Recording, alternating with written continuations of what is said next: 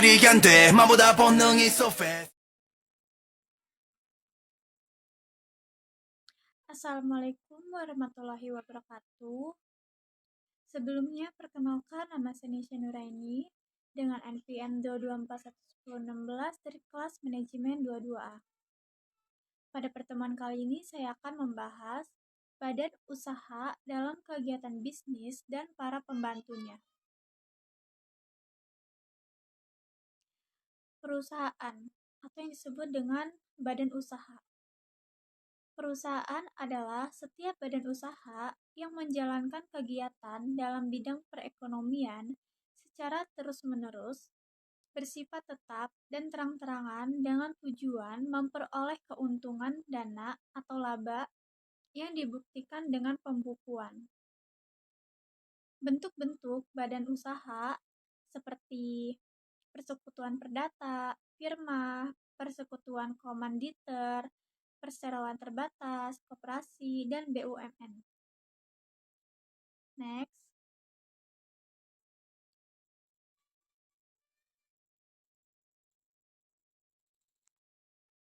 Nah, sebagaimana dalam pasal Undang-Undang Nomor 3 Tahun 1982, perusahaan adalah setiap bentuk badan usaha yang menjalankan setiap jenis usaha yang bersifat tetap dan terus-menerus didirikan, bekerja, serta berkedudukan dalam wilayah negara Indonesia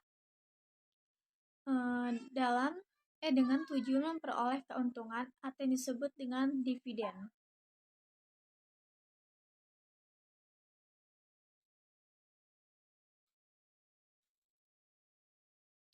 Selanjutnya adalah perusahaan itu meliputi beberapa unsur. Yang pertama, bentuk usaha yang menjalankan setiap jenis usaha, baik berupa suatu persekutuan atau badan usaha yang didirikan, bekerja, dan berkedudukan di Indonesia. Yang kedua adalah jenis usaha yang berupa kegiatan dalam bidang bisnis yang dijalankan secara terus-menerus untuk mencari keuntungan atau yang disebut dengan dividen. Nah, suatu perusahaan ini harus mempunyai unsur-unsur. Berikut adalah unsur-unsur tersebut. Yang pertama adalah terus-menerus atau tidak terputus-putus. Yang kedua, secara terang-terangan. Maksudnya adalah karena berhubungan dengan pihak yang bertiga. Yang ketiga adalah dalam kualitas tertentu, karena dalam lapangan perniaga. Keempat adalah mengadakan perjanjian perdagangan. Dan yang kelima adalah harus bermaksud memperoleh keuntungan atau yang disebut dengan dividen.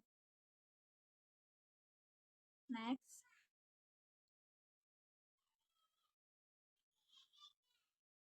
Nah, perusahaan sebagai wahana atau pilar pembangunan perekonomian ini telah diatur dalam KUH Perdata, KUH Dagang, dan Peraturan Perundang-undang Indonesia dengan berbagai bentuk hukum.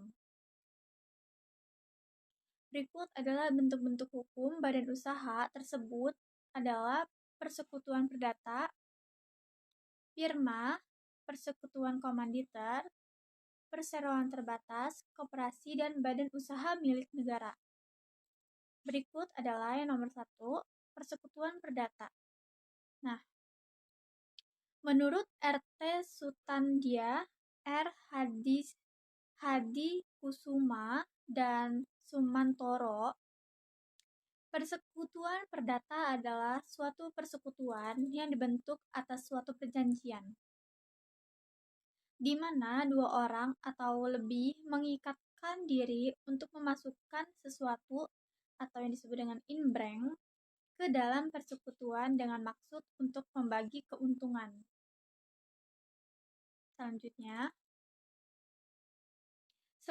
adalah persekutuan firma, yakni suatu jenis persekutuan perdata yang khusus didirikan untuk menjalankan perusahaan dengan nama bersama. Persekutuan jenis ini diatur dalam pasal 16 sampai dengan pasal 30 KUHD dan mengandung unsur-unsur berikut. Yang pertama adalah menjalankan usaha bersama. Yang kedua, dengan nama bersama atau firma. Yang ketiga adalah tanggung jawab sekutu secara pribadi atau keseluruhan. Kemudian adalah yang ketiga, persekutuan komanditer. Nah, persekutuan komanditer ini disebut dengan CV, singkatan dari Kommanditär Vernootschap. Nah, ini diatur dalam pasal 19 sampai dengan pasal 21 KUHD dagang, yakni suatu firma yang mempunyai satu atau beberapa orang sekutu komanditer. Nah, persekutuan komanditer ini mempunyai dua macam sekutu. Yang pertama adalah sekutu komplementer, yaitu sekutu yang ikut dalam mengurus persekutuan. Dan yang kedua adalah sekutu komanditer.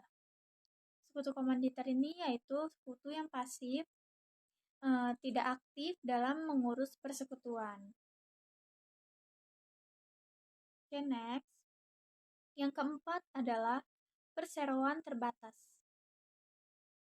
Nah, perseroan terbatas ini suatu bentuk usaha yang berbadan hukum yang pada awalnya dikenal dengan nama Namensloos Vennootschap NV, istilahnya dengan terbatas gitu ya.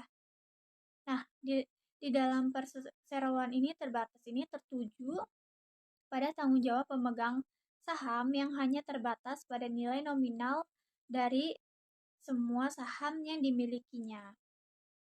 Oke, next. Yang kelima adalah koperasi. Koperasi ini berasal dari kata co, dan operation, yang mengandung arti bekerja sama untuk mencapai tujuan. Oleh karena itu, secara umum, Arif yang Chaniago menyatakan bahwa koperasi merupakan suatu perkumpulan yang beranggotakan orang-orang atau badan-badan yang memberikan kebebasan masuk dan keluar menjadi anggota dengan kerja secara kekeluargaan, menjalankan usaha untuk mempertinggikan kesejahteraan anggotanya. Next. Nah, koperasi ini diatur dalam Undang-Undang Nomor 25 Tahun 1992 tentang Perkoperasian sebagai pengganti Undang-Undang Nomor 12 Tahun 1967.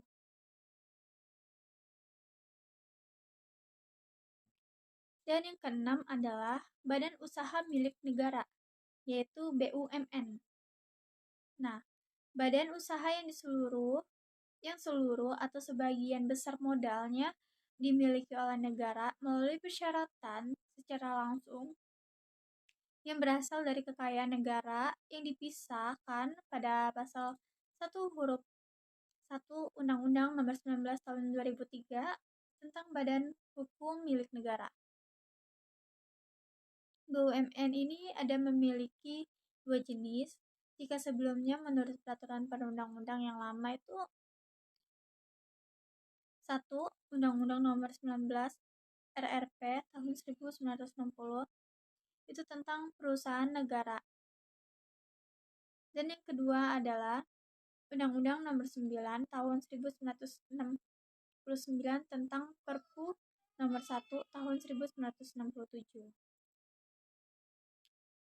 Dari BUMN ini terdiri dari perseroan dan perusahaan umum. Yang pertama adalah perusahaan perseroan, yaitu menyediakan barang dan jasa yang bermutu tinggi dan berdaya saing kuat, mengejar keuntungan guna meningkatkan nilai perusahaan.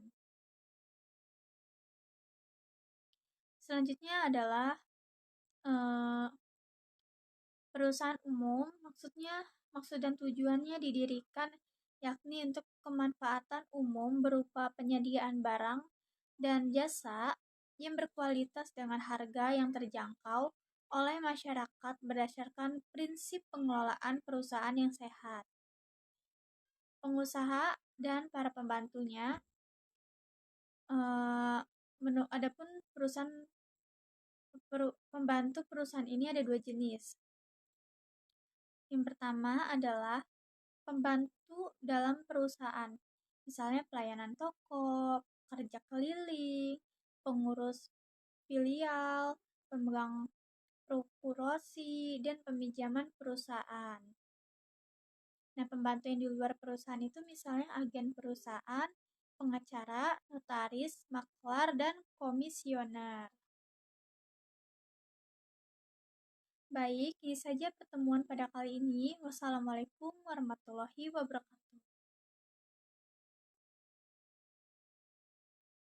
됐지만 조절이 안 돼 마보다 본능이 so fast 이대로 멈출 수 없어 you know I don't